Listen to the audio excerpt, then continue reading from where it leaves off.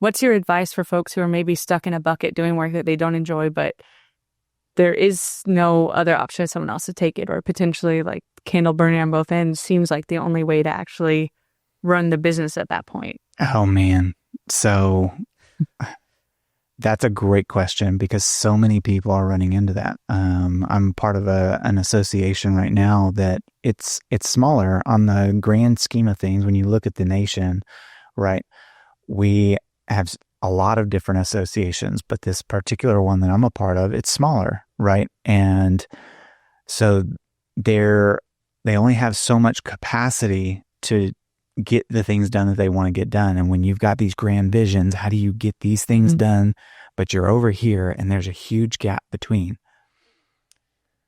There's a handful of things that I think help with that. There's not a prescriptive way to get there. It truly is unique. But I think a couple of things that help. One is taking a pause and taking time to just have, whether you call it a clarity break or think time, having that time to get away from working in your business, take a step back and work on your business, right? We're going to just pause and we're going to sit and go, hey, what is it that we really want to accomplish? Like, I need to get out of the weeds here. Let me go for a drive for the next 4 or 5 hours. I don't care where we go, but that's where I think my best. Or I'm going to go grab a fishing pole and I don't care if I catch nothing.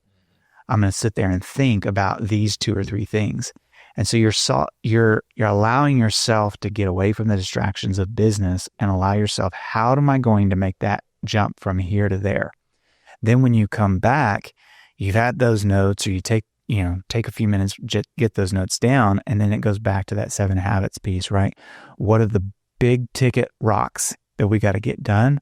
And then we'll start filling in the other small pieces first. Otherwise, you'll never get those big pieces into that jar and get those things done. So you have to prioritize them, but you also have to prioritize taking that time away to get creative.